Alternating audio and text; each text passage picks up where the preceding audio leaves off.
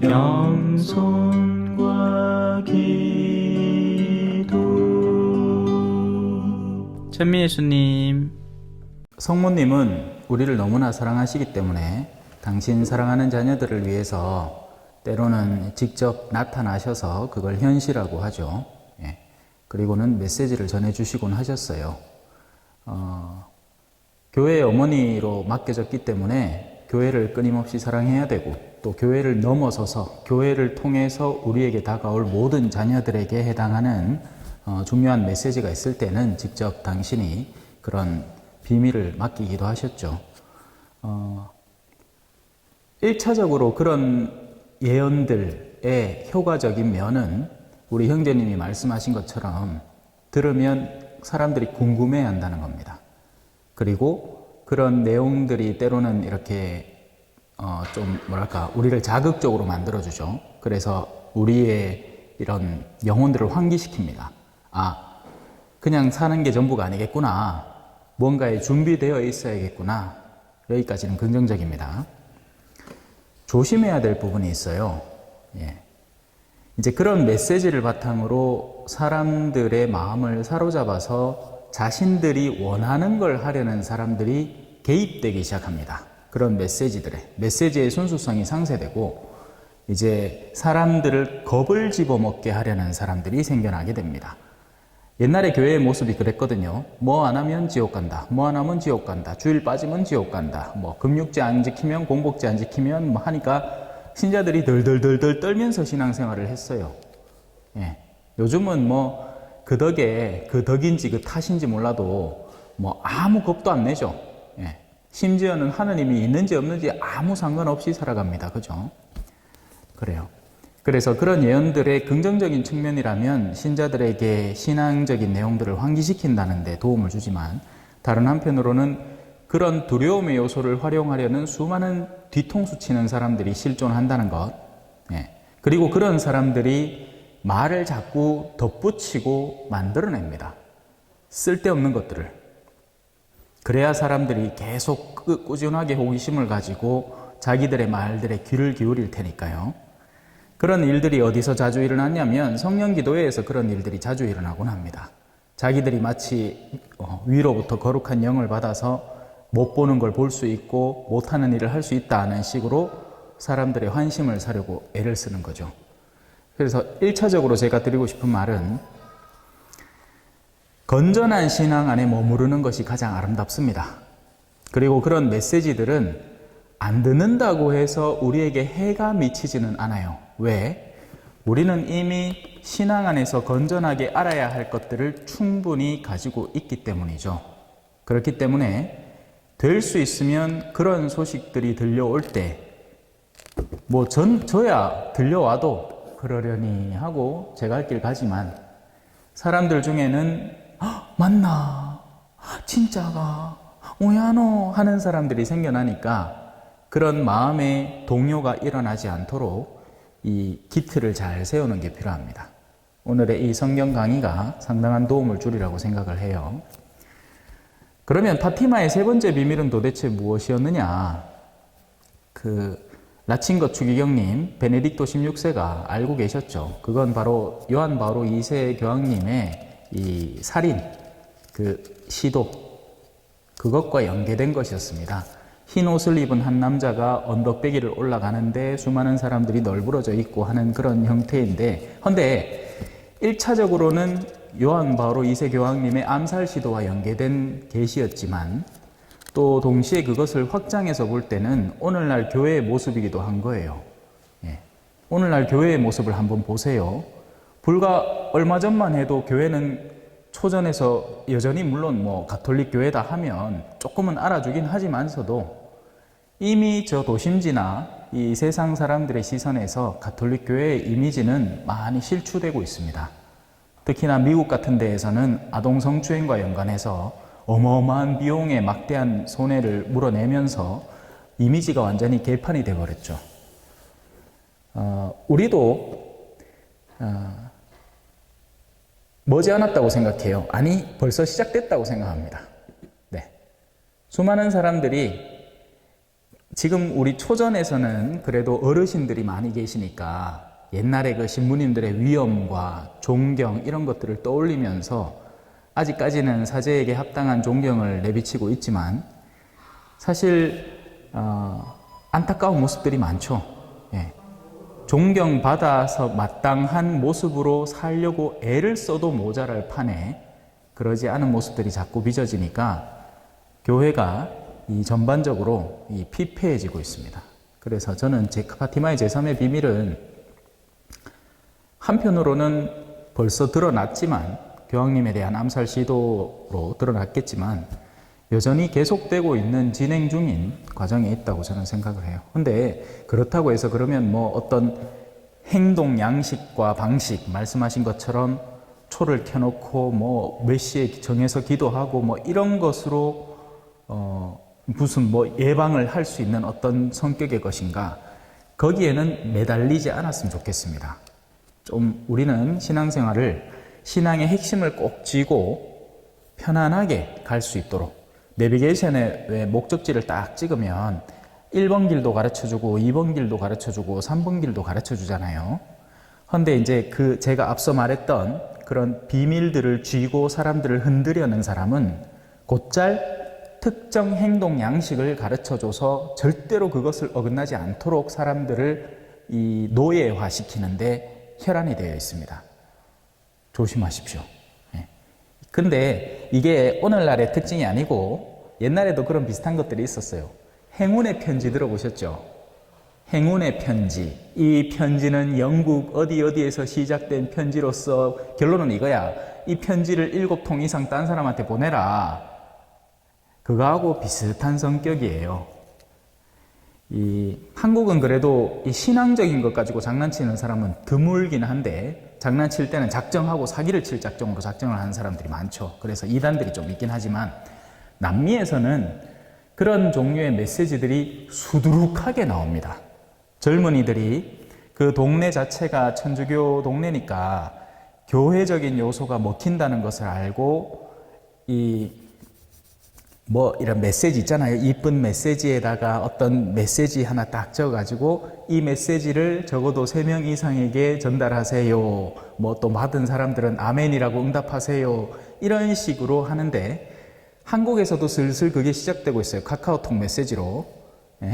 일 없는 자매님들이 자기가 보낸 메시지가 전달되는 게 재밌는 거야. 그러니까 그런 걸 막 만들어내기도 합니다. 어디서 이상한 사진 하나 찍어가지고 자기가 뭐 신기한 거 봤다고 자랑하기도 하고. 그러니 오늘 우리 마르코 복음 배우면서 신앙의 본질이 뭔지 다시 천천히 되짚어가면서 그런 질문들 좋습니다. 왜냐하면 현실이잖아요. 지금 주변에서 퍼지고 있고, 또 그런 종류의 것만이 아니고 뭐 많아요. 뭐 예수의 15기도, 뭐 무슨 기도, 뭐 예수 무슨 기도, 뭐 어떤 특정 기도문을 반복적으로 주문처럼 외워서 마치 내가 그걸 통해서 하늘나라 들어간다는 식의 그런 일들과 다 연계된 거기 때문에 우리가 신앙에서 어디에서 중심을 잡고 있어야 될지를 오늘 한번 같이 잘 살펴보고 향후로도 꾸준히 그렇게 되짚어 나갈 것이고, 거기에서 벗어나는 것들이 어떤 것들이 있는지도 찬찬히 살펴볼 테니까요. 그렇게 한번 배워나갔으면 좋겠습니다. 어떻게 답변이 조금 되셨습니까? 네, 요 가까이 오시소. 우리 전례위원장님이 제일 처음에 와가 그떡 앉으시니까 그 다음부터 오는 사람들이 조심하신 뒤로 쪼르르 앉는다. 앞에 오면 침 튈까봐 그죠? 겁이 실실 나죠? 네? 요 제일 앞에 앉아 있어. 그래, 모범생 원래 제일 앞에 앉는 기라. 공부 뭐하니 제일 앞에 앉아야죠. 네. 뭐 질문 같은 거 안 할 테니까 걱정 마시고. 제 성경 강의는 편안합니다. 뭘 받아 적어야 될 이유도 없고요. 뭐 원하시면 적으세요. 근데 성경 강의 때 뭐 적은 거 다시는 안 본다는 거 우리 다 알잖아요. 그죠? 그래서 편안하게 들으시면서 혹시나 궁금한 게 생기시면 질문하시면 됩니다. 질문은 항상 오픈되어 있어요. 물론 뭐 신부님 오늘 얼굴 혈색이 왜 그래요? 뭐 이런 건 질문할 필요 없겠죠. 그거는 뭐 나중에 마치고 따로 질문하고, 이렇게 복음 강의를 듣다가 뭔가 궁금하고 좀 알아야 될 게 있겠다 싶으면 질문해 주십시오. 예. 그래요. 아직 본격적으로 시작은 안 하겠지만 마르코 복음은 우리 복음이 총 4개 있습니다. 그죠? 마테오로 시작해요. 마테오, 마르코, 루카, 요한. 네. 그 중에서 제일 짧은 복음입니다. 그래서 어찌 보면 사실은 순서를 이렇게 좀 바꾸면 좋을 것 같아. 마르코, 마테오, 루카, 요한 이렇게 짚으면 좋을 거예요. 마르코 복음의 특징은 짧기 때문에 가장 핵심적이고 압축된 복음이라고 볼 수 있어요. 그래서 마르코 복음을 1차적으로 한번 우리가 수르륵 훑어보고 나면 사실은 예수님의 일대기를 한번 후루룩 꿰는 일이 되는 거죠. 가장 기초적이고 기본적으로 말이에요. 이 성지순례나 다른 본당에 구경 가보신 분들은 알겠지만 가보마 보통은 독서대에 그림이 그려져 있는데요. 동물 4개 그려져 있는 거 보셨는지 모르겠어요. 동물. 그 중에 하나는 사람 모양입니다. 뭐가 그려져 있냐면 사자, 사자, 그리고 소, 그리고 사람 하나 하고 마지막에는 독수리 날개쳐 올라가 하는 그 독수리가 그려져 있습니다. 사자는 딱 보면 어떤 느낌이에요? 갈기가 아주 용맹하고, 그죠? 뭐든지 먹잇감을 딱 한번 노리면 콱 물고는 절대 안 놔줄 것 같고, 그죠? 뭔가 진취적이고 용맹하고 용기 있는 공격도 왜, 그죠? 뭐 사자가 어디 막 음음하게 뭘 계략을 짜고 이거 하잖아요. 뭐 얼룩말 보면 다다다다다다다 달리가 확 물고 끝나봅니다. 그죠? 마르코 복음은 사자로 흔히 대변됩니다. 짧고 굵게 단타로 확 치고 그냥 한번 빡 빼앗보면 그냥 그 뒤로부터 머리에 쏙쏙 들어오고 막. 그 다음 뭐겠어요? 마테오입니다. 마테오는 좀 더 인간적이에요. 인간적 배경을 바탕으로 뭐 족보 이야기 한참 하고, 그죠? 우리도 왜 서로 만나면 어디 마강교 장흥 마십니다. 하 그래요. 그 어디 본가 어디 본 적이 어딘겨? 저 이성군 단촌면 하을이 아닙니까? 하 그래요. 뭐 이런 거예요. 그런 거죠. 그래서 굉장히 인간적이고 인간의 어떤 습성이나 그런 것들이 많이 이렇게 들어 있습니다. 소는 어떤 느낌이에요? 하나 무다가 개안했다가 또 씻고 삼키고 느긋하게 밥 깔고 우직하게 할 일 하는 그런 느낌이죠. 루카복음은 소입니다. 그래서 좀 길어요. 길면서 하나하나 찬찬히 되짚어 보도록 만들어져 있죠. 그리고 요한은 그 세 개를 시선이 같다, 관점이 같다 해서 공관복음이라고 합니다. 같은 관점으로 쓰여졌구나. 그러니까 Q문헌이라는 어떤 원문서가 있고 거기에서 이것도 나오고 저것도 나오고 저것도 나왔을 것이다. 왜냐하면 딱 대조해 보면 서로 비슷한 게 억시 많거든요. 그 세 개의 복음은. 그래서 공관복음이라고 하고, 요한은 제가 참 사랑하는, 요새 평화방송에 계속 나오고 있죠. 와서 보시오. 요한은 다른 관점으로 쓰여진 거예요. 그래서 보면 요한복음은 누가 억시 예수님을 사랑하는 사람이 사랑에 푹 빠져갖고 적은 책이에요. 막 좋아 죽을라케 예수님만 보면 어야든 동 더 가까이 있고 싶고, 우리 복도리 맨키로 지금 내 방에 가다 놨는데, 막 내가 저 집무실에 가 일하고 있으면 누부가 잔다. 또 살짝 일어나갖고 자는 거 안 깨우고 나가려고 하면 언제 소리 듣고는 쫄쫄쫄쫄 따라와갖고 막 내만 쳐다보고 뭐 주나 싶어가. 요한복음은 바로 그런 사람이 적은 거예요. 그래서 오늘은 마르코 복음 살펴보겠습니다. 시작기도 바치고 할게요. 성부와 성자와 성령의 이름으로 아멘. 하늘에 계신 우리 아버지, 아버지의 이름이 거룩히 빛나시며 아버지의 나라가 오시며 아버지의 뜻이 하늘에서와 같이 땅에서도 이루어지소서.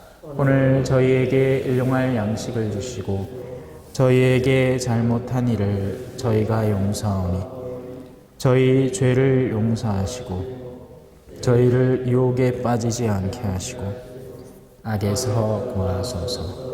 아멘. 성부와 성자와 성령의 이름으로 아멘. 찬미 예수님 환영합니다. 역시 많이 왔다. 네, 뭐 한 5명 오겠나 싶었는데 보자. 하나, 둘, 셋, 넷, 다, 일곱, 여덟, 아홉, 열, 하나, 열둘, 여섯, 14명이나 왔네요. 12사도에다가 2명 더 해놨네. 7 곱하기 완전한 숫자가 7 아닙니까? 그래서 우리 교회는 7성사를 가지고 있죠. 그 곱하기 2 해놓은 숫자네. 그죠? 자, 마르코 복음 들어가 보도록 하겠습니다. 마르코 복음의 도입에 대해서는 간단하게 제가 설명을 드렸고요. 제일 짧고 굵다는 것, 그리고 16장까지 있죠. 16장 맞죠? 18장인가? 뭐, 그 중요한 건 아닙니다. 보자. 16장까지. 그래서 산을 하나 싹 타는 느낌일 거예요. 그리고 클라이막스는 당연히 부활이겠죠. 부활에서 정점을 찍을 겁니다. 함께 등산을 해봅시다. 세례자 요한의 설교 1장. 하느님의 아드님 예수 그리스도의 복음의 시작. 이 짧은 말마디 안에 상당히 많은 것들이 담겨 있습니다. 하느님의 아드님이라는 말로 꿍 하고 방점을 찍고 시작을 하죠. 이 책은, 그러니까 옛날 책들은 뭐 2차 바티칸 공의회 들어보셨는지 모르겠지만 교회가 1963년도쯤에 굉장히 중요한 회의를 하나 했어요. 거기서 나온 결과물이 2차 바티칸 공의회 문헌인데 그런 문헌들의 각 문헌들이 이제 소책자로 다 나왔거든요. 그 책자의 제목들은 가장 첫째 줄의 첫째 단어를 바탕으로 그 제목을 정해요. 그만큼 처음에 무엇을 적는가, 옛날 글들은 특히나 더 첫 글을 어떻게 시작하는가에 굉장히 중요성이 담겨 있는 겁니다. 이 책은 그냥 우리 뭐 노닥거리자는 책도 아니고 뭐 다른 걸 다루자는 책이 아니에요. 하느님을 다루는 책입니다. 하느님. 세상 것을 다루면 세상 것에 연관된 이야기들을 줄줄 늘어놓겠죠. 하지만 이 책은 하느님 그리고 그분의 아드님이라는 하느님의 권위를 온전히 덮씌운 그 권위를 온전한 바탕으로 이 안에서 그분의 삶이 녹아들어 있다라는 이야기인 거예요. 그래서 그냥 예수의 복음도 아니고 예수와 그리스도, 아드님의 인성과 신성이 동시에 합쳐져 있다는 것을 또 우리에게 드러내는 겁니다. 그러면서 복음이라고 해요. 우리는 복음이라는 말을 들으면 김치볶음 생각나죠? 복음, 보청기 뭐 이런 거 생각납니다. 그죠? 하지만 복음이라는 것은 풀어 얘기하면 복된 소리, 복된 소식, 기쁜 소식이라는 뜻입니다. 기쁜 신문 뭐 이렇게 해도 되고 새로 기쁜 뉴스 들으면 기뻐지는 소식인 거예요. 그런데 그 기쁨의 소식은 바로 예수 그리스도를 하느님의 아드님으로 받아들이는 이들에게 그러하겠죠. 아이고 신부님이 내 위에 안수 좀 해주고 기도 좀 해줘서 네 지금 소송이 붙어갖고 저 땅띠를 저거 내가 꼭 모아야 되는데 내 저걸 모아야 내가 속이 시원할 것 같은데 기도 좀 해줘서 형제님 내 기도해갖고 이 뜬 땅도 뺏기면 모자라고 내한테 기도해달라 합니까? 하느님이 뭐 어디 뭐 바보라 얘? 그걸 당신한테 줄 수도 있고 당신의 지혜에 따라서 그럼 다행이겠지만 지금 그게 당신한테 필요가 없으니까 떼내려고 지금부터 당신에 있는 탐욕을 떼내야 죽음을 향해 단계가 나아가고 준비될 수 있을 것 같은데 만약에 그래 내가 안수해서 기도해서 떼내면 그게 형제님한테 기쁜 안수겠어요? 그래도 용기 있으면 받아 있어. 그럼 또 기어코 받고 가. 이든 저든 뭐든 받는 건 좋아하는 거예요. 예? 그래 기왕 단락했으니 뭐 단락하는 기라 그 뒤에 뭔 일이 날지도 몰라. 예. 술수시 먹는 사람이 내한테 와고 내 기도 좀 해줘서 하면 기도하면 어째 될라고 학을 띨라고 그래도 해달라 하면 해줘요. 예. 책임은 지가 져야지 그죠? 나는 해달라는 게 해줬어요. 예. 복음 기쁜 소식 과연 우리의 내면은 무엇에 기뻐할까요? 어떤 것에 기뻐하는 내면을 갖추고 있을까요? 그래서 같은 복음이라도 요즘 왜 복음이 좀 무시무시하잖아요. 그죠? 요새 복음이 좀 그래요. 한번 집에 가서 매일미사 책 읽어보시소. 맨날 한다는 소리가 불행하여라 불행하여라 개사요. 예. 복음을 착각하면 안 됩니다. 복음은 들으면 누구나 들으면 좋은 소리겠지 절대 아니에요. 어두운 마음, 악한 마음, 어딘가 기울어져 있는 마음에게 복음은 매서운 소리로 다가옵니다. 그래서 듣기 싫어요. 그래 여러분들은 축복받은 분들인 거예요. 성경 강의를 한다는 것 그 자체로 막 싫은 느낌을 받는 사람이 있습니다. 가만 뭔 소리를 들을지 겁이 실실 나는 기라. 하지만 여러분들은 그걸 감내하고도 오셨잖아요. 그렇기 때문에 그 자체로 1차적인 복음의 단계를 거친 거예요. 축복받으시소. 네. 땡 잡으십니다. 아닌 게 아니라 아니 세상적으로 따져도 있잖아요. 사람들 제 강의 들으려고 돈 내고 옵니다. 서울에서도 오고 아까도 전화 와가지고 아유 신부님 그러니까 처음에는 제가 이제 본당 전화를 제 개인 전화로 돌려놓으니까 전화를 딱 받아갖고 네 초전성당입니다. 아 그 사무장님인겨 그런데 아니요 저 주임 신부인데 와 신부님 이번 주일에 내 한번 가 뵐라고. 어디 사시는데? 대구요. 자 이제 들어갑시다. 이사야 예언자의 글에 제가 또 좋아하는 예언자 중에 하나죠. 다른 예언자들도 물론 이 하느님의 이 업적을 나열합니다. 예. 하지만 이 이사야 예언자만큼은 이 아들의 순환에 집중을 합니다. 의인의 순환. 여기 계신 분들도 상당히 신앙생활을 오래 거쳐 오셨기 때문에 신앙생활을 초창기에 금방 접할 때의 느낌과 이 단계를 걸어 나갈 때의 느낌이 완전히 다릅니다. 마치 이런 거죠. 레지오 처음 들어오면 사람들이 다 좋아해줘요. 그죠? 와, 억시 챙기죠. 네? 뭐 선물도 주고, 아이고, 그래, 열애하면 된다. 얼마쯤 가겠어요, 그거? 한 몇 달 갈라나? 그 뒤로부터 이제 슬슬 저것들 하기 싫은 거 이제 막기 시작합니다. 그죠? 뭐도 막 시키려고 하고, 이래 해야 되는 거라 하면서. 그러니까 순진하게 모르는 상태에서 막 하죠. 예? 저도 그랬고. 볼리비아 갔다가 금방 나왔디만은, 내 티미하게 얘가 한국 어디 돌아간지 아나. 근데 교구에서 신설분당 지래. 그래갖고, 그때만 하도 선교 정신이 이빠이였으니까. 군대 금방 갔다 온 친구들 무슨 아들 있잖아요. 그런 아들 노가다 시키면 잘합니다. 뭘 시키도 군대 생활보다 낫거든. 그거 다 돈까지 주잖아. 군대 생활 암만 해봐야 짜들어 한 달에 제 때는 한 달에 한 8만 원인가 그래 받았는 것 같은데 옛날에는 더 짜게 받았겠지. 요새는 많이 받는다 해봐야, 대학교 다니다가 그렇게 그거 갖고 육체노동 하는 아들이 원래 받아야 될 임금만큼 절대 못 받죠. 나라가 그래 줄 수가 있나. 자, 이사야 예언자는 주님의 순환에 집중을 합니다. 이사야 예언자의 글에 이런 게 있어요. 보라, 내가 내 앞에 내 사자를 보내니 그가 너의 길을 닦아 놓으리라. 길을 한번 연상해 봅시다. 여러분들이 성당 안을 들어오면서 여러 길을 거쳐왔죠. 그 길 가운데에는 높은 길도 있고 낮은 길도 있습니다.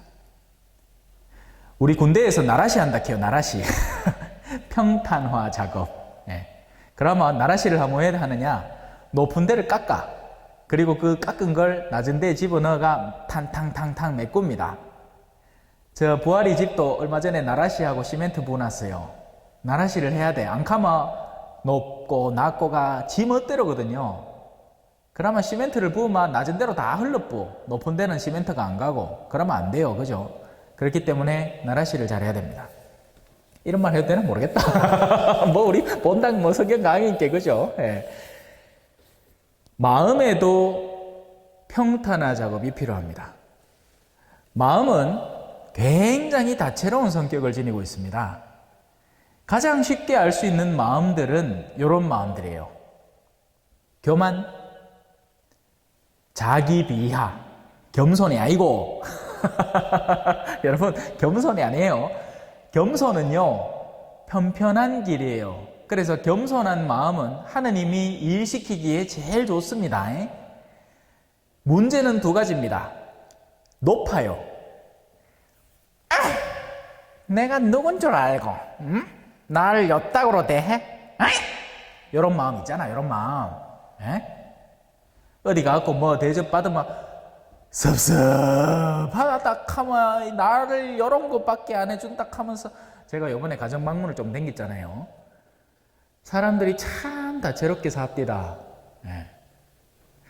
저 벽진에 갖는 어르신은 들어가는 길부터 막 꼬불꼬불해. 꼬불꼬불. 꼬불꼬불 올라가가 막 차도 겨우 지와드가 마당에. 그래 들어갔더니만은 60년 됐다 하던가 집이. 그래가 이제 앉아가 이 시기네 뭐 천장도 뭐 천장이 뭐 평평할 리가 있나 그죠? 옛날 그 뭐 초가집 같은 데다가 그 이제 덕지 그냥 제 공사해 갖고 어떻게 이렇게 벽지 발라놨겠지.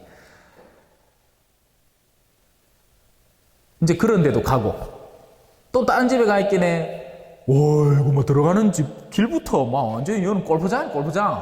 마당에 막 잔디가 촘촘한 기 막 쫙 깔리가. 야 이거 진짜 골프 쳐도 되겠더라고. 그런 집도 있고. 제가 만약에 돈을 좋아하고 대접받기를 즐기는 사람이었다면 저의 선호도는 뚜렷했을 겁니다. 후자가 장땡이지. 좋은 집. 나를 그 정도는 모셔야지. 내가 그래도 초전주임인데. 아니에요. 저는 선교생활을 하다 왔기 때문에 오히려 그 꼬불꼬불하고 천장이 이래 돼 있는 그 집이 훨씬 더 마음이 편했어요. 그래갖고 안 하던 짓을 했습니다. 어르신, 내 오늘 밥 먹고 갈게. 밥 한 끼 차려줘서. 내가 아무것도 해놓은 거 없는데 괜찮아. 한 잔 차려줘서 할게. 내 당장 뭐 하는지 알아요? 밭에 나가. 배추 한 포기 뽑아온다. 배추 한 포기 뽑아와가 그거 까 이제 된장 끼리고 그래가 한상 거하게 차려줬어. 맛있게 먹었습니다. 먹는데도 미안해가 막, 아이고 신부님 밥 먹고 온다 가봤네. 두부라도 사놓는 게내 두부도 없다. 괜찮아요 어르신. 맛있어요. 높고 낮음. 우리가 1차적으로 부딪히는 마음들은 교만한 마음들입니다. 그들은 자기들이 있어야 할 곳이 높다고 생각해요. 그런 나머지 낮게 오시는 예수님을 못 만납니다. 주님, 저희가 언제 주님이 배고플 때 안 챙기드리고 헐벗었을 때 안 돌봐드리고 뭐 감옥에 갇혀 있을 때 안 찾아가십니까? 당연히 저 얼굴 하고 있는 사람이 길 옆에 앉아갖고 멋지게 막 갈색 머리 막 흩날리면서 샤라라라라라 나 배가 좀 고프네. 가면 가 밥 주겠지. 예수님 같이 생겼는데 누가 밥 안 줄까 해? 근데 옆에 후줄그리하 얘가 찌릉내 핑핑 풍기 싸움에 막 없이 막 이래가 한 번만 줘서 가면 휙 지나가 본다 했기네. 니네 언제 봤나 하면서 그 하다 보면 그 중에 예수님이 있으면 할 낀데 어떻게 알아볼 거예요? 우리가 훈련되어 있지 않으면 내가 그런 이들을 맞이하고 맞아들이고 환대하고 가까이 지내는 훈련을 평소에 해놓지 않으면 내가 맛있는 음식이나 좋아하고 고급진 기나 좋아하고 값비싼 기나 좋아하마 내 그런 분들을 언제 만나냐 말이지. 가정방문을 목록을 떡 받아갖고 잘 사는 동네만 체크해가 가쁘고 못 사는 동네는 미안합니다. 내 꼬날 시간이 안 된다. 하면 내 예수님 언제 만나나 말아라. 높은 마음은 낮아져야 됩니다. 자, 이제 두 번째 파트로 들어가죠. 낮은 마음은 겸손한 마음이 아니에요. 제가 말했죠. 겸손한 마음은 잘 다져진 마음이 오히려 겸손한 마음입니다. 진정한 겸손은 내 위치를 올바로 아는 거예요. 이런 사람 있죠. 우리 자매님, 제가 평소에 좀 지켜봤는데 이런 직분을 맡아주시기에 적합할 것 같습니다. 좀 도와주시죠. 신부님, 내가 그런 거 뭐 합니다. 내 절대 그런 거 뭐 한다. 신부님이 빈시가 딱 보이 할만하이 시키겠지. 죽으라고 뭐 한단다. 뭐예요? 그렇게 해서 얻고자 하는 게 뭐죠? 자매님, 그러지 말고 제발 한 번만 더 생각해 주시고, 내가 이래 삼고철회를 할 테니까네 한 번만 더 생각해 주시고 신부를 비굴하게 만들고 싶은 거죠. 그건 다른 의미로, 색다른 의미의 교만입니다. 겸손한 게 아니에요. 거짓된 교만인 거죠. 진짜 교만은 내 위치를 압니다. 하느님 앞에 내가 낮다는 걸 올바로 인지하고, 주님 말씀하시면 내가 나가리다. 주님 뜻이 아니면 내가 멈춰서리다. 나의 가고 서는 것 주님 뜻에 있다. 이게 겸손이에요. 겸손은 할 만한 거 시키는데도 억지로 뭐한다 해갖고 상대를 비굴하게 만드는 게 겸손이 아니에요. 그건 그릇된 교만이에요. 자, 자꾸 교만으로 돌아가는데요. 겸손을 다루고 있습니다. 겸손은 평탄한 길이에요. 그럼 이 밑으로 내려온 건 뭘까요? 내가 등기 구원 받겠나? 받는다 캐도 마음이 무너져 내려앉아 있는 사람들이 있습니다. 너무나 강하게 충격을 받아가지고 자신의 과거의 삶의 한탄을 여전히 지니고 있으면서 내 같은 기 구원을 받겠나?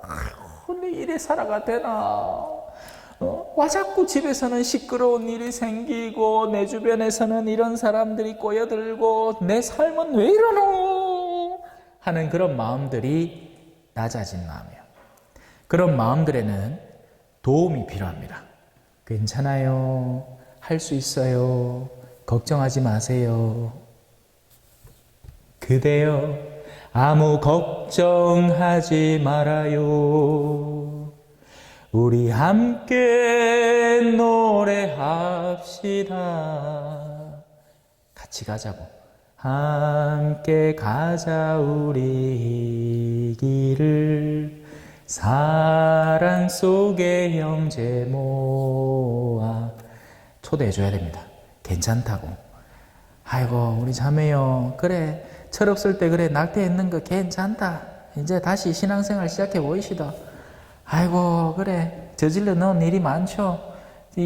혼자 감당하기 힘들지. 내 도와줄 테니까네 같이 가자. 같이 가시다. 이래 해줘야 돼요. 교만한 마음은 좀 깎아야 돼. 예수님이 바리사이들 하는 거 봤죠? 불행하여라. 박하와 소해와 뭐 향은 막 11조로 꼬박꼬박 내갖고 막 동네 사람들한테 오만저만 칭찬 다 받으면서 정작 너희들이 내야 될 의로움과 진리와 정의 같은 건 싹 다 무시하는 요놈의 인간들. 요게 교만 깎는 법이에요. 하지만 낮춰진 마음들은 잘 메꿔줘야 됩니다. 괜찮다 걱정하지 마라. 마치 참새들 맨키로, 그죠? 고양이 맨키로 함부로 훅 다가서 뭐 가들은 와르르 도망가쁘고 절대 안 와. 살살 다가가야 됩니다. 보면 직장에 그런 사람들 있죠? 주변에 친척들이나 뭐 친지들이나 있죠? 마음이 많이 무너져 내려 있는 사람들. 괜찮다 해줘야 됩니다. 지금까지 교회는 교회만의 문제가 아니라 사회 전반적으로 그랬습니다. 사회가 마음이 튼튼했었어요. 옛날에 저는 일기 같은 드라마라도 보시소. 그 드라마도 얼마나 이쁘게 잘 짜여져 있는지. 옛날에는 가치를 다루고 있었고 어떤 게 바람직한 삶인지를 심지어는 드라마 안에서도 다루고 있어요. 근데 요즘의 트렌드를 한번 보세요. 뭐 전 세계적으로 1등 한다는 오징어 게임 보셨는지 모르겠는데요. 잔인함, 섹스, 그리고 이 뭐랄까 그냥 참신함은 쳐줄 수 있겠어. 예. 우리 한국적 문화를 드라마에 녹여냈다는 참신함. 근데 그 나머지는 피투성이고 잔인하고 이 뭐 성적으로 흥분되는 내용들 뭐 오만 것들이 거기 다 짬뽕돼 있습니다. 그게 오늘날의 문화예요. 무엇을 중심에 둬야 할지 어디로 가야 할지 모르는 세상이라고요. 근데 세상은 그걸 칭송하잖아요. 왜? 1등 먹었거든. 1등만 먹으면 다 칭찬하는 겁니다. 오빠 강남스타일 헤이 섹시 레이디 오 이거 뭐 가사 내용이 뭔데? 낮에는 따사로운 인간적인 여자, 밤이 되면 야수로 변해가지고 뭐 할 거 다 해주는 여자, 뭐 이런 내용이에요. 1등 먹은 거야. 싸이가 1등 됐었습니다. 가가 속한 그룹 소속사가 뭔데? 거기서 뭐 다 뭐 그런 거 막, 뭐 이상한 바, 뭐 이런 거 다 나왔잖아요. 돈은요, 같은 속성을 갖고 있어요. 벌면 써야 됩니다. 미쳤다고 봅니까? 뭐 모아놓으려고 버나? 숫자 보려고 벌어요. 벌면 뭐 하려고? 쓰려고 벌어요. 근데 돈은 어디 쓰여요? 어디 쓸까요? 돈을 그렇게? 남도 없는데 진짜 환장 들린 사람 봤습니까? 저는 못 보겠대요. 돈은 불리든지 아니면 쾌락을 위해서 쓰여집니다. 그 젊은 철없는 청년들이 연애 활동을 통해서 인기를 끝도 없이 누렸잖아요. 그러면 그 돈을 어디다 쓸 것 같아요? 뻔하지 뭐. 사치와 환락에 쓰는 겁니다. 길이 닦여야 하는 겁니다. 왜? 주님이 오시기 때문이죠.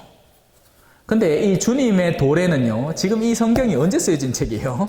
50년, 예? AD, 도미니인가? 뭐 하여튼 그 50년 때 쓰여졌다.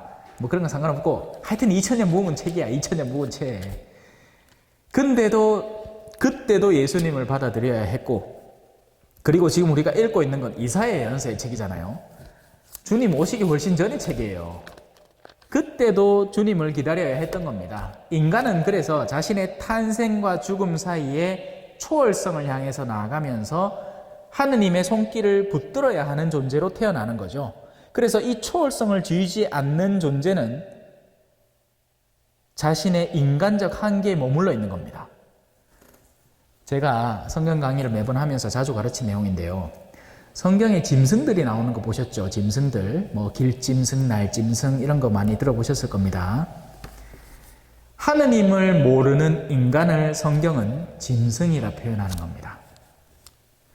그리고 맹수들, 유순한 동물들, 인간의 내면의 성향에 따라서 나뉘어지는 거예요.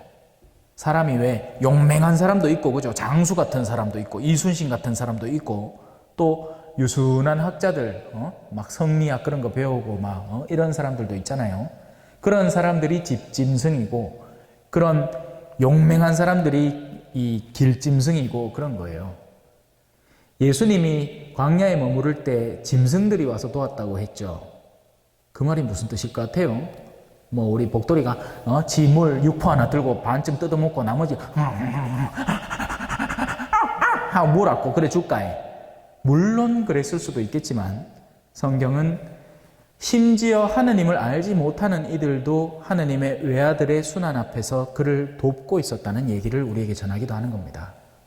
아닌 게 아니라 여러분, 신자들이 성당에서 머리 짓고 싸우고 있을 때 오히려 세상에서 그보다 더 존엄하게 살아가는 사람들 만나본 적 없습니까? 저는 있습니다. 저는 그런 경험담을 자주 들어요. 성당 댕긴다는 인간이 졌다고가 차라리 안 댕기고 말지. 이런 얘기. 예. 레지오 한다카메 그 안에 들어갔고 다단계 팔다가 또 이해관계가 상충돼 갖고 서로 싸움 붙어 갖고 철천지 온수가 됐었고 이 뭔 짓거리고 그죠? 예. 계속 갑시다. 왜 성경 강의 들을만 하십니까? 편안하게 들으시면 됩니다. 예. 뭐 저럴 것도 없고, 그죠? 예. 와가 원맨쇼 한번 보고 가는 거예요. 근데 쇼는 원래 직방으로 봐야 돼요. 이 현장에서 느껴지는 감은 절대로 이 유튜브를 통해서 다시 느낄 수 없습니다, 여러분. 이게 좋은 거예요, 이게. 보라, 내가 내 앞에 내 사자를 보내니 그가 너의 길을 닦아 놓으리라. 예언자의 운명을 맞이한 이들입니다. 저 역시도 그 사명에 동참하고 있는 중인 겁니다. 저는요, 도구예요. 무슨 도구일까요? 최종적으로 여러분의 마음이 저분하고 사랑에 빠지도록 만드는 아주 작은 도구에 불과합니다. 그래서 아직 이제 시작한 지 얼마 안 됐기 때문에 아직까지는 그런 소리가 안 들리지만 분명히 나중에 가마 몇몇 분들이 신부님 가지 마이소 하는 분들 생길 기라요. 그 길 잘못 잡은 거예요. 저는 가야 되는 겁니다. 여기서 충분히 복음을 전했으니 이제 다른 곳으로 가서 또 복음을 전해야 하는 거죠. 지금까지 제 운명이 그랬잖아요. 안 그래요? 얼마나 돌아다녔어요. 저는 역마살이 단단히 낄 대로 낀 사람이에요. 성씨도 맛이 아이가 말 맞자 앵겨 내 성씨가 떨칠 진짜에다 도울 우자거든요. 남을 도움으로써 이름을 떨치는 그러라고 이름을 그렇게 지어줬겠지. 다시 돌아옵시다. 길을 닦는 이, 그리고 여러분들은 그 사명을 나누어 받게 되는 겁니다. 우리는 우리 혼자 구원을 위해서 세상을 살아가지 않습니다. 그거에 대해서는 성경에 똑똑히 적혀 있어요. 달란트의 비유가 그거죠. 주님, 내 요거 아이고 요 내 반딱반딱하이 빛을 내나가 요거 준비해 놨습니다. 받아가시이소. 이 악하고 게으른 종아, 내가 너에게 너의 영혼이라는 이름의 달란트를 맡겼을 때에는 너의 영혼을 바라보는 이들을 통해서 다른 이들을 모아오라고 너를 세상에 보낸 것이다. 착각하시면 안 돼요. 내 혼자 열심히 목조기도 하고 무슨 15기도 하고 뭐 30일기도 하고 뭐 9일기도 뭐 54일 동안 바치고 뭐 백날 해가 내 혼자 반딱반딱하게 만든다고 천국 가는 게 아니에요. 나는 좀 더러워도 돼. 프란치스코 교황님이 얘기했죠. 교회는 야전병원이라고. 다른 이들을 살리는 노력을 해야 되는 겁니다. 그들이 살아나든 안 나든 그거는 후자의 일이에요. 그건 그들의 몫이지. 그런데 우리의 목적지 자체가 나 자신에게 올가 들어있어서는 안 됩니다. 나라도 어떻게 하늘나라, 딴 사람 살리다 보면 내가 하늘나라 가 있어요. 바빠 죽겠구만. 내 뭐 아침에 이렇게 한번 상상해 보세요. 내 이제 미사 나가고 미사 드려야 되는데 아침에 머리 만지고 요 완벽하게 딱 세우고 눈곱 다 띄고 코딱지 다 빼내고 한다고 시간 다 보내뻗는 기라. 뭔 짓거리고 그게. 좀에 까치머리 돼 있어도 나가갖고 사람들 만나고 복음 전하고 그게 오히려 더 영혼들을 맑게 하는 일이 되는 거죠. 몸은 좀 추저보도. 하기야 요새 본당 나오고 나서부터는 삶이 좀 정리가 안 되는 것 같아요. 네. 휴양이 있었잖아요. 휴양 때는 그 안에 잘 돼 있거든요. 조직이 엄청 잘 돼 있거든요. 그러니까 막 아침마다 자매님들 와 빨래 챙기가고 뭐 밥도 막 꼬박꼬박 삼시세끼예요. 삼식이 그죠? 말 그대로 삼식이 밥 다 챙겨 먹고 했는데 여 있긴 해. 뭐 내가 밥을 먹었나? 언제 먹더라? 이제 먹어야 되나? 배가 살짝 고픈가? 그렇게 짐은 지인대로 다 널브러져 있고 그래요. 자, 광야에서 외치는 이의 소리로 들어가 봅시다. 광야라는 영역, 찢기는 가슴 안고 살아왔던 뭐 노래가 음울하지요. 광야라는 게 어떤 느낌을 줍니까? 뭔가 광활하고 아무것도 없는 메마르고 척박한 땅입니다. 사람들이 성당에 오면서 착각하는 게요, 이거예요. 아니 성당 사람들이 왜 그래요? 그 모양 고꼴이니까 성당을 오죠. 잘 살만 성당에 나와서 자신을 개선시킬 이유가 뭐가 있어요? 안 그래요? 그러니 복음을 들고 그 복음을 전하러 가는 사람들이 맞닥뜨리는 환경은 어디다? 광야예요.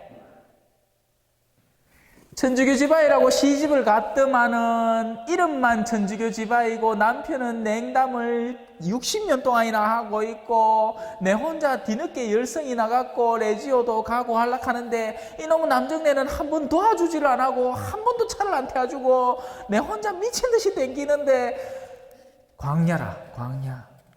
광야가 꼭 물이 없어야 광야가 아니라 온정이 없고 사랑이 없고 관심이 없고 그런 메마르고 척박한 모든 환경이 영적 광야를 형성해내는 겁니다. 그래서 예언자는 광야에 나가서 외쳐 있는 사람이에요. 사람들이 듣고 싶어 할까요? 그럼 광야가 아니죠. 요나 예언자는 광야에 보내진 게 아니에요. 풍요로운 땅에 보내진 거예요. 요나는 지가 먼데 갖고 지가 성질내는 예언자였지. 안 그래요? 한번 상상해 보이소.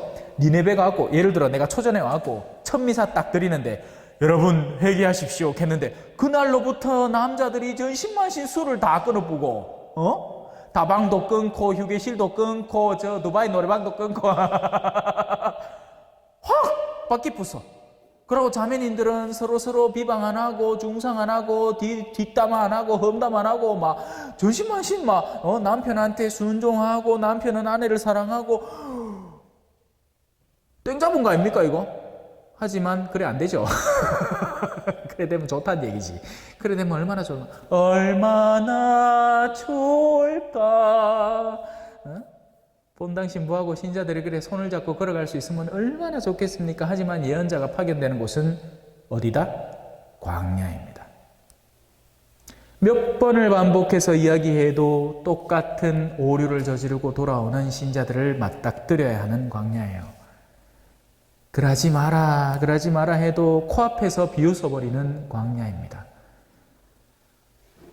술을 무가 어디가 아프다 뭐 핏줄이 터졌다 뭐 하는다 해갖고 내가 옆에서 그냥 그래도 본당 신부 말이니까 들어주시겠지 하고 그러면 좀 자제하고 이제 몸 좀 챙기서 캐봐야 그 다음 주에 또 술 수시 먹고 오시는 분이 광야가 많은 곳입니다.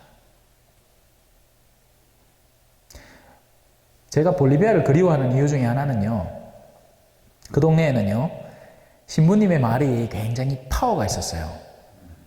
영적인 그러니까 일종의 보면 그 동네는 또 왜 민간신앙하고도 연계돼서 일종의 주술사 개념인 거야. 말 안 들으면 큰일 나는 기라. 여러분들도 왜 신부님 말은 안 들어도 무당 말은 없이 잘 듣잖아. 여기 계신 분은 아니지만서도 이 양다리 걸치는 사람들 중에 무당이 뭐 하라 하면 그날부터 마음이 쫄깃쫄깃해가 막 뭐 빤스 안에 뭐 여고 다니라 하면 열심히 욕고 댕긴다 막. 안 그래요? 근데 이제 한국 나와갖고 이제 신부를 알싸 그래 뭐 니 뭐 알겠노 하고 치라고 앉아시. 광야에서 외치는 이 소리, 뜻이 담겨있는 소리가 있고요. 그냥 공허하게 울리는 소리가 있습니다. 그냥 꽹가리 치는 소리, 막 시끄러운 소리가 있고 그 안에 의미가 내포되어 있는 소리가 있습니다. 예언자의 소리는 그런 소리예요. 그래서 그냥 듣는 게 전부가 아닌 거죠. 미사에 온다고 다 신자가 되는 게 아닌 겁니다. 미사에 오는 의미를 이해하고 그 소리를 들을 때 신자가 되는 거죠. 너희는 주님의 길을 마련하여라. 그분의 길을 곧게 내어라. 이 길에 대해서는 열심히 설명을 드렸습니다. 이 곧다는 이야기를 조금만 더 부가 설명을 하자면요. 일단 높고 낮음은 충분히 이해를 하셨죠. 그죠? 우리는 교만해서도 안 되고 절망해서도 안 돼요. 그런데 다른 길도 있습니다. 꼬불꼬불한 길이 있어요. 그리고 울퉁불퉁한 거친 길도 있죠. 그 길들이 다 저마다의 성격이 있습니다. 쪽빠른 길은 걷기 얼마나 좋아요. 그죠? 하나 또 예를 들어드리면 복도리를 데리고 아침에 나갈 때마다 걱정이 돼. 어디 부분에서? 요 앞에 찻길에서. 야가 갈피를 못 잡는 거예요. 아직 목줄을 잘 안 메고 다니는데 얼마 전부터는 이제 목줄을 메고 저 트랙까지는 갑니다.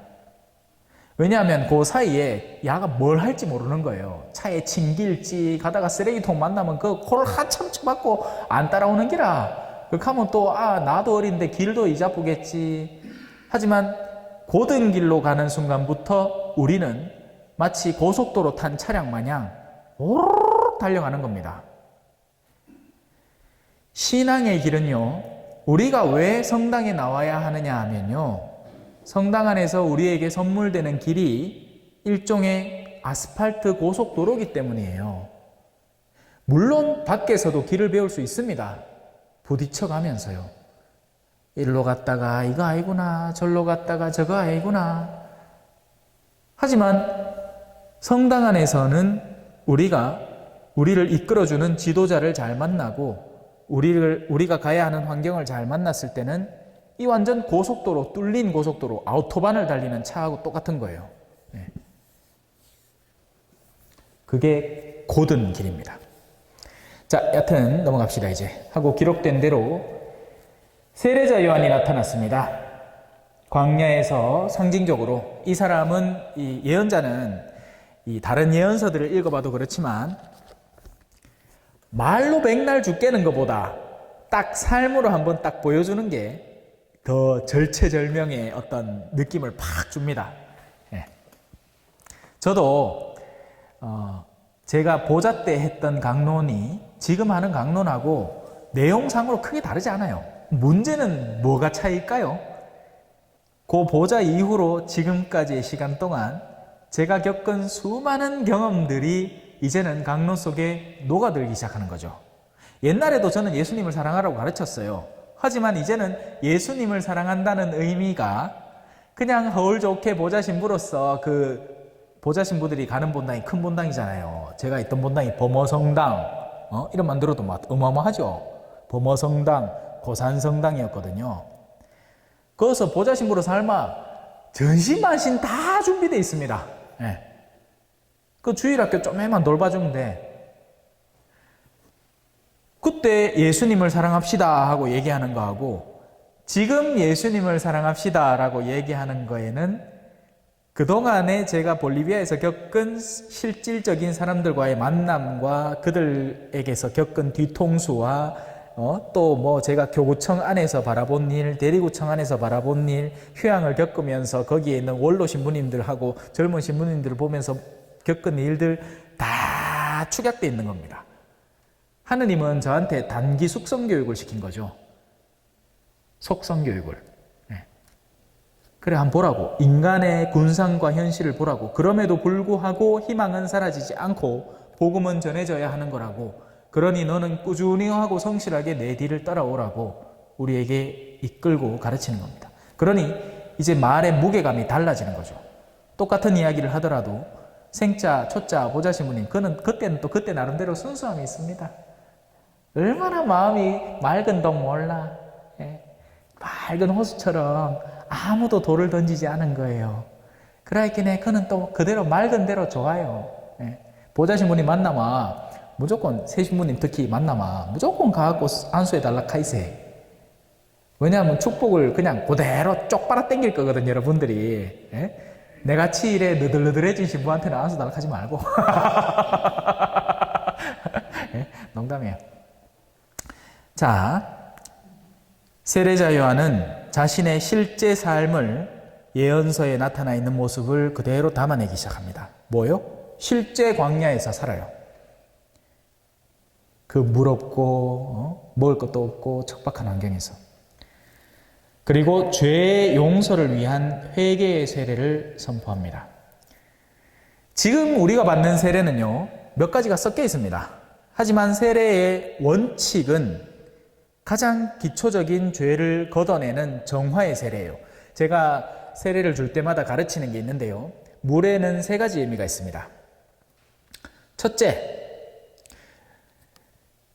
볼리비아에서 한 번은 강에 이제 그때 거기 볼리비아에도 추기경님이 한 분 계시거든요. 볼리비아 추기경님인데 얼마 전에 이제 심장 수술 몇 번 받으시다가 돌아가셨어요. 훌리오 추기경님이라고. 그분이 항상 사제들을 모아가지고 여름에 놀러를 가곤 했습니다. 예, 그래 같이 이제 어울려가 놀고 그러죠. 그 동네에는 코카인을 만드는 재료가 있습니다. 꽃가잎이라고. 예, 그걸 사람들이 이 시장에다가 이따만한 보자기에 팔거든요. 그러면 이제 힘든 일을 할 때 그걸 여기 입술을 볼록하게 할 정도로 씻고 다니면 피로감을 싹 가시게 만들어줘요. 꾸준하게 그물을 삼키면서. 그럼 배고픔도 있고 그렇게 산단 말이에요. 제가 이제 추경님하고 놀러를 갔는데 작은 강이 하나 있고 어부들이 있었어요. 예, 마치 복음의 한 장면을 연상시키죠. 근데 그 어부들은 그 복음의 어부하고는 좀 달랐어. 내한테 꽃가를 선물해 줍니다. 지금 한번 씌워보라고. 예? 그래갖고 나도 호기심이 있고 한번 씌워봤지. 기분이 막 이제 막 흥이 막 살짝 술 한잔 했는 그런 느낌이에요. 예? 흥이 막 오르잖아요. 그래 이제 내 나름대로 강에 수영한다고 수영을 막 했다. 근데 이게 마치 20대 때 축구하다가 그죠? 한 50대 때 20대 생각하면서 축구하는 그런 기분인 거예요. 의외돼요. 축구할 때 의외됩니까? 내 정신은 저 앞에 달려가고 있는데 몸이 뒤에서 하고 있죠. 그죠? 그런 경험 해보셨나 모르겠다. 예? 운동회 한다고 아들내미 운동회 따라가갖고 내 젊을 때 잘 달리 딱 하면서 막 양말 막 바라 신고 막 하고 이제 뛰는데 반틈 뛰는데 막 심장이 터질 것 같은 그런 느낌 있잖아요. 그죠? 어땠겠어요? 강에 수영하다가 그 꼴이 났으니까 죽을 뻔했어요. 물은 죽음입니다. 물은 죽여버려요. 물은 이전의 인간 존재를 죽이는 상징적 도구로 쓰이는 겁니다. 그래서 여전히 큰 성당, 미국의 큰 성당 같은 데는 세례대를 수영장처럼 만들어놨어요. 제가 2019년도까지만 하더라도 미국에 특강 다니고 했는데 제가 갔는 그 성당에 제대 오른쪽에 수영장이 하나 있어. 그러니까 수영장 일학하긴 좀 그렇고 목욕탕, 대중탕 같은 거 그게 여기 딱 있는 거예요. 뭐겠어요? 세례를 거기서 받는 거예요. 흰 옷 딱 입고 성부와 갈라갈라갈라갈라 그까마 진짜 죽는 느낌이 확 나겠지. 원래 세례는 그래줘야 되는데 그죠? 전신만 지금 그냥 이쁜 통 쪼맨한 거에 성부와 찌르 극하고 앉아있기는 이게 죽은 느낌이 나나? 그래 덜 죽었는 기라 전부 다 세례 직전에 해놓고 세례 받았다고 그날 저녁에 술 먹으러 가고 그러지. 덜 죽어 그래 덜 죽어. 죄의 용서를 위한 회개의 세례를 세례자회하는 선포하는 겁니다. 회개라는 건요, 여러분 회개는요 억시 쉬운 거예요. 회개는 원하면 언제든지 쉽게 일어납니다. 회개라는 건 방향 트는 거예요. 핸들 꺾는 것밖에 안 됩니다. 양갈래 길에서 오른쪽으로 안 가고 왼쪽으로 틀어보면 회개라. 세상 쪽으로 더 이상 안 가고 하느님을 바라보면 회개가 되는 겁니다. 쉽죠? 회개는 쉬운 거예요. 어렵게 생각할 필요 없어요. 문제가 뭐예요? 반회개가 억시 빨라. 오늘 신부님 이 성경 강의를 딱 듣고 맞다 그래 신부님 말씀 맹키로 살아야지 하고 이제 맑은 마음으로 좋은 기분으로 이제 집에 딱 들어가고 여보 나 성경 강의가 당신은 와 있잖아. 내 밥상 차려가 안 비나? 어디 가면 간다고 얘기를 하든가. 하면서 부하가 막 얼굴 빨개져 갖고 막 울그락불그락 아까까지 배웠던 거 싹 다 이제 보고 이제 또 당신은 둘이 막 개 막 성질나 붙는 거면 그럼 와와와 하고 앉았다. 웃으라고 하는 게 좀 웃었어.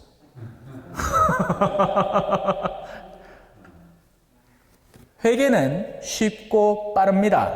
문제는 그 반대도 훨씬 더 쉽고 빠르다는 거죠. 돈을 욕심내면 안 되는구나. 그렇게 해놓고 차 타고 시내 나갔는데 현대백화점 지나면서 그 앞에 있는 루이비통 광고판이 눈에 확 들어와요. 하기야 이 어르신들은 큰 상관없겠다 그죠? 초전에서는 뭐가 눈에 들어올란고? 난 몰라. 성주 나갔는데 성주도 짜더라 별거 없더라. 하여튼 축복 받으십니다. 덜 보면 덜 욕심내거든요. 차라리 속 편해요. 뭐 자꾸 보면 자꾸 욕심나. 안 보는 게 낫지. 하여튼 그러면 어떻게 이걸 지속시킬 수 있는가가 문제가 되는 겁니다. 우리의 의지는요, 빛과 같은 속도로 움직이거든요. 아까까지만 해도 정상이었던 남편과의 관계가 어떤 말 한마디로 순식간에 증오의 관계로 바뀌는 경험 해보셨죠? 그게 우리의 의지가 논밭에 왜 요새 그 새 맨키로 만들어갖고 번뜩거리는 은박지로 만들어놓은 거 있잖아요. 그 맨키로 번뜩번뜩번뜩번뜩 하는 기라. 의지가, 우리 내면에 있는 자유의지가 아까까지만 해도 하느님 하다가 세상 이렇게 하고 앉았는 거예요. 번뜩번뜩번뜩번뜩 하다가 있긴 해. 훈련이 필요한 겁니다. 훈련이 필요해요.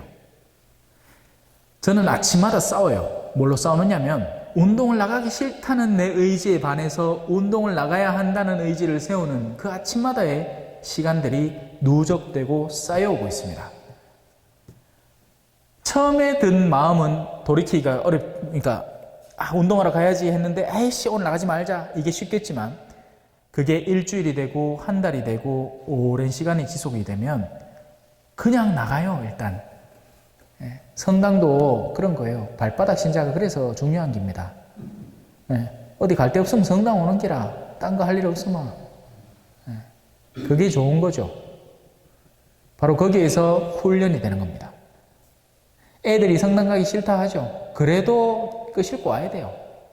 그러다 보면 중간에 20대 때 어디 뭐 군대를 간다든지 뭐 서울에 간다든지 해가지고 지 혼자 살면서 안 나가잖아요.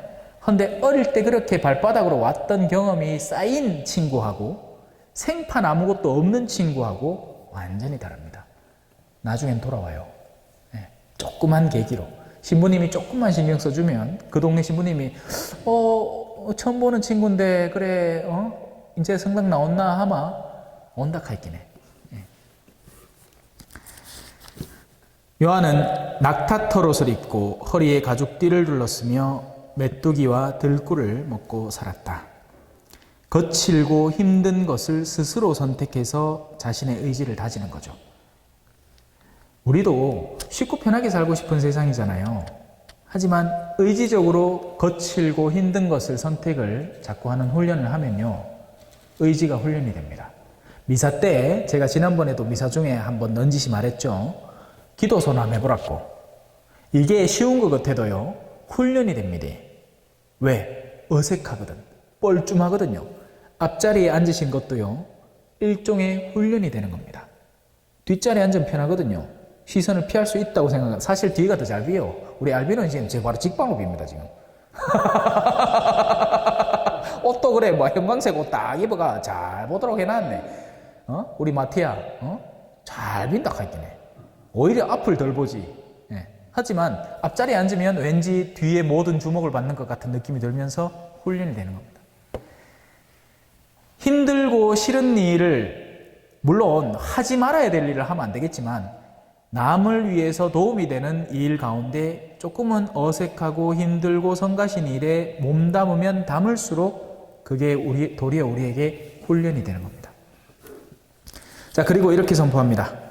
나보다 더 큰 능력을 지니신 분이 내 뒤에 오신다. 이 능력으로 치자면 세례자 요한을 따라갈 자가 없습니다. 예수님부터가 말씀을 하셨죠. 사람의 몸에서 난 사람치고 세례자 요한보다 뛰어난 사람은 없다. 그 말은 세례자 요한의 인간적 완성도, 그의 극기, 에베레스트산, 히말라야산 다 저리 가라 치십시오.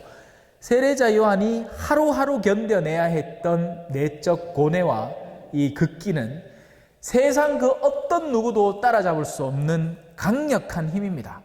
자, 헌데 이 세례자 요한이 누구 앞에 납작 엎드리죠? 예수님 앞에 납작 엎드립니다.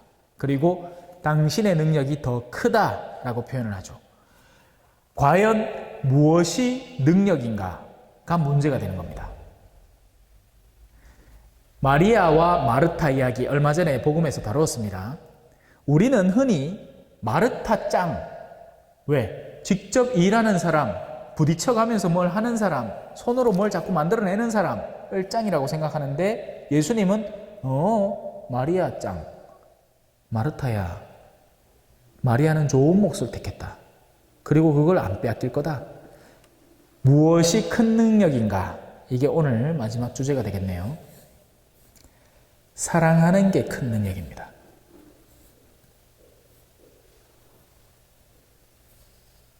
사랑을 할 줄 아는 게 큰 능력이에요. 걷기를 하고 뭐 산을 깎고 뭐 생난리를 치는 어떤 고행의 길보다도 하느님의 사랑을 닮아서 그분의 사랑을 수용하고 그분께 순명하고 그분의 뜻을 이행하는 게 더 나은 거예요. 바리사이들이나 율법학자들이나 너희는 그들의 의로움을 보다 훨씬 더 뛰어나야 된다 라고 얘기를 합니다. 어떻게 해요? 그 사람들은 이스라엘 가봤습니까? 제가 깜짝 놀란 것 중에 하나는 엘리베이터에 토요일에 버튼이 안 눌려져요. 층층마다 다 서 철두철미한 율법적 준수 속에서 그들은 하루하루 살아오고 있기 때문에 그들을 따라갈 자는 없습니다. 하지만 우리의 의로움은 그들을 능가해야 돼요. 어떻게? 그럼 우리도 엘리베이터 하나도 안 누르고 몇 층마다 다 눌러놓고 안식일 되면 몇백 미터 자로 딱 재갖고 그 이상 걷지도 않고 그래야 되나? 그게 아닌 거죠. 하느님을 닮고 하느님의 사랑을 이해하고 그분의 사랑을 살아갈 때 그게 더 뛰어난 능력이 되는 겁니다. 나는 몸을 굽혀 그분의 신발끈을 풀어드릴 자격조차 없다. 나는 너희에게 물로 세례를 주었지만 그분께서는 너희에게 성령으로 세례를 주실 것이다. 이 성령을 다루기 시작하면 또 어마어마한 시간이 흐르니까 오늘은 여기까지 하도록 하겠습니다. 혹시 질문이나 궁금한 기나 성경과 연계돼도 상관없고 그 밖에 교리적 질문이나 평소에 궁금해 오시던 거나 우리 아직 한 5분 정도 남았으니까 편안하게 질문 받도록 하겠습니다. 근데 열에 물어봐 절대 아무도 안 묻더라. 평소에 궁금하던 거 없어요? 얼마 전에 제가 질문을 온라인상으로 받았는데요. 전대사 알려드릴게요. 전대사. 이제 곧 위령성을 다가오잖아요. 그죠? 사람이 죄를 짓습니다. 그러면 죄라는 것은 내가 짓는 거죠. 그죠? 죄라는 건 내가 짓는 거예요. 근데 내가 예를 들어서 이거를 여기다가 쾅 내리쳤어. 그리고는 내 죄의 결과물이 남아있게 됩니다. 죄의 결과는 악이에요. 악. 우리가 요즘 기후변화를 겪는 것이나 여러 가지 온갖 각종 환경 호르몬이나 우리 신체의 변화, 왜 그렇게 암들이 많이 걸리겠어요? 물론 오늘날 과학기술이 발달해서 발견하기 쉽게 돼서도 많이 그렇겠지만 암이 더 자주 걸릴 수밖에 없는 정신적 스트레스 상황과 물질적 더러운 오염 상황이 우리에게 반복적으로 다가오기 때문에 암에 걸리는 겁니다. 옛날에 산에서 나물 따다 먹고 비빔밥 해 먹고 하는데 너무 암에 걸리겠노? 우리 맨날 고기 태워 먹고 이상한 거 먹고 계산했기는 암에 걸리지. 죄의 결과물이 남아있습니다. 죄는 어떻게 없을까요? 죄는 내 안에 있는 거예요. 죄는 나의 의지가 범한 그릇된 방향입니다. 어떻게 없앨 수 있죠? 두 가지 방법입니다. 하나, 세례성사입니다. 사람이 세례를 잘 준비하고 이전의 삶의 모든 과오들을 하느님을 몰랐기 때문에 그래 했다면 세례를 받으면서 그는 거듭나고 이제 새롭게 태어나는 거예요. 그래서 세례로 죄가 없어집니다. 하지만 우리는 이미 신자죠. 어떻게 죄를 없애죠? 고해성사입니다. 잘 준비된 고해성사는 인간에게 기쁨과 활력과 거기에 더해서 은총을 돌려줘요. 고해성사로서 죄가 없어졌습니다. 끝입니까? 아니죠. 죄의 결과물이 아직 남아서 주변에 영향을 미치고 있습니다. 달리 얘기하면 내가 오늘 기분이 나빠가지고 아들내미 뺨때기를 시게 한 차례 찰싹 때렸어. 그러고 나서는 마음이 너무 아파. 그래서 성당에 와서 신부님, 제가 잘못을 했습니다. 이렇게 용서 받았어. 아들내미 뺨때기는 마음은 웃자낀데.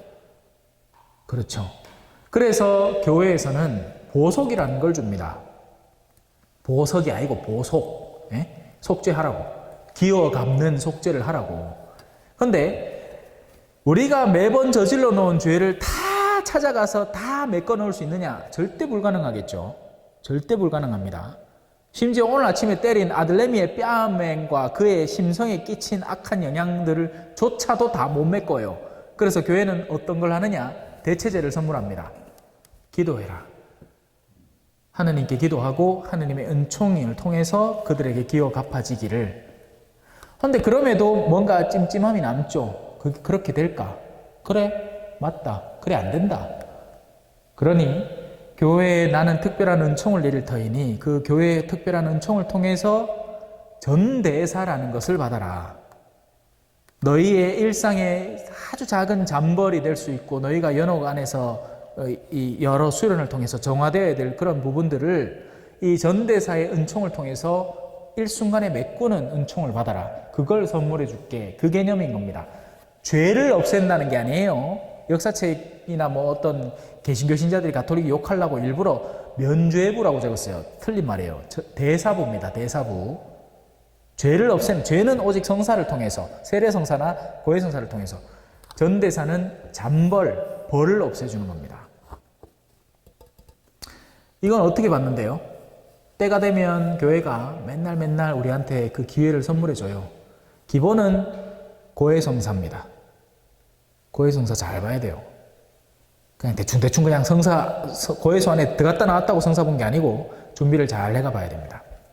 그리고 성체성사, 예수님의 몸을 모시는 겁니다.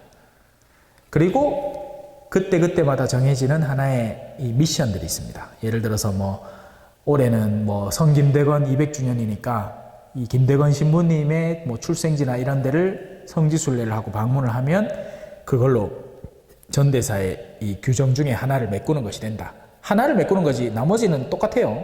여전히 고해봐야 되고 그러니까 미사에 잘 참여해야 됩니다. 그렇게 했을 때 그 전대사를 1차적으로 내가 선물 받는 겁니다. 그럼 내가 한번 받았어. 그러면 그 다음 건 어떻게? 누군가에게 선물해주는 좋은 마음을 쓸 수도 있습니다.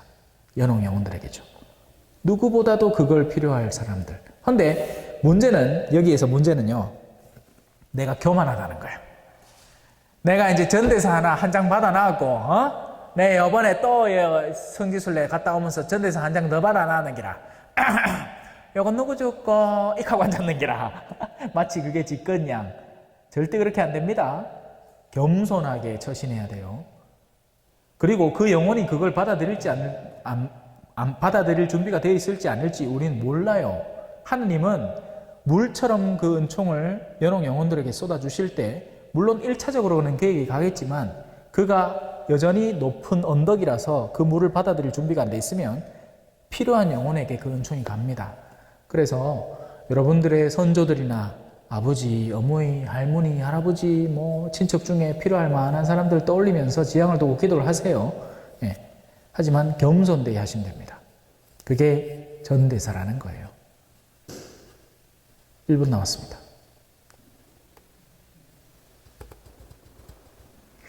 길지요? 허리도 아프고, 그죠?